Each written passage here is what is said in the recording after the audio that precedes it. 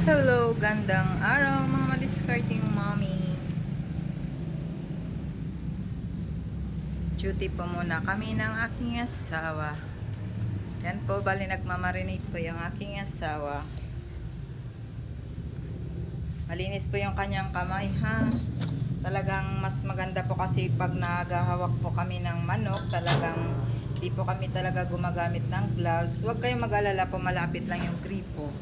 Ayan, kaagad naman po ay naguhugas po kami ng kamay pag kami po ay nag-ooperate. Kasi sinubukan po namin gumamit ng gloves, minsan po ay napaka hirap gawa ng minsan, mas lalo lang po natatagalan ang aming gawa. So ngayon po ay duty kami po yung nagtitinda muna. Ngayon bali si asawa po ang naglagay po dyan. Real talk mga mamis.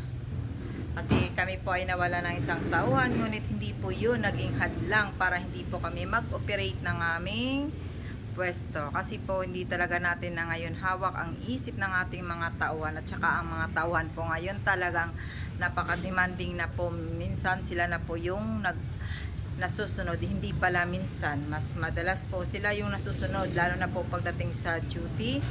Kung gusto po nilang umabsent, talagang a-absentan ka po niyan. Sunod, kinabukasan, talagang a-absent pa rin po yan. So, masisira po yung ating schedule. So, hanggat maaari po, tayo na mga may-ari po ng ating mga tindahan, alam din po natin kung paano i-operate, magluto at mag-asikaso ng ating loob ng tindahan. Para pag hindi po tayo pinasukan ng ating mga tauhan, wala pong problema. Sabi ko nga po sa kanila, kahit hindi sila pumasok lahat, wala pong problema kasi kaya naman po namin i-operate ang aming negosyo.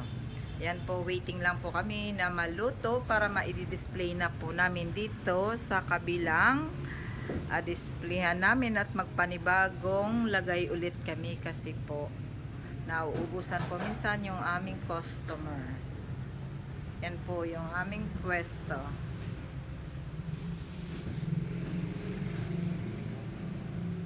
Tapat po kami ng highway, kaya medyo kita po tayo sa mga customer. Yan po ang ating sideline. May bigas, at meron din pong maliit na kung ano-anong hinahanap ng customer. Ito po bali, konti na lang po siya kasi nabawasan na po.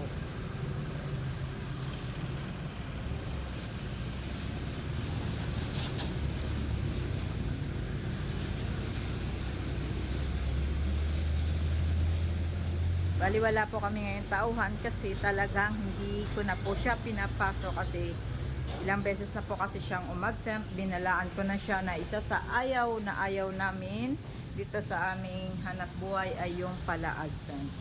So yun po, bali tindera na lang po yung natira sa akin, inutusan ko lang siya, kaya ngayon kami muna ang bantay ng aking asawa.